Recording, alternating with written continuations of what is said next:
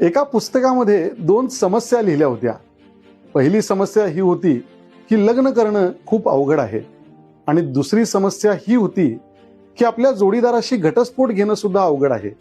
आणि खाली लिहिलं होतं की या दोन्ही समस्यांपैकी एक समस्या निवडा. तसं बघितलं तर ते खूप कठीण आहे, कारण ह्या दोन्ही समस्याही खूप मोठ्या आहेत. आता जे माणसाचं आयुष्य आहे ते सुख आणि दुःख याबरोबरच समस्या, अडचणी, संकट यांनी खचाखच भरलेलं आहे. पण यातून एक समस्या निवडणं म्हणजे खूप अवघड. मग मी यातनं एक सुवर्ण मध्य असा काढला की या दोन्ही समस्यांचं मी उत्तर एक शोधण्याचा प्रयत्न केला. आणि त्याचं उत्तर काय मिळालं तर मित्रांनो, हे आयुष्य, या आयुष्यामध्ये जसं सुख दुःख आहे तसं संकट, अडचणी, समस्या ह्या प्रत्येकाच्या वाट्याला येतात.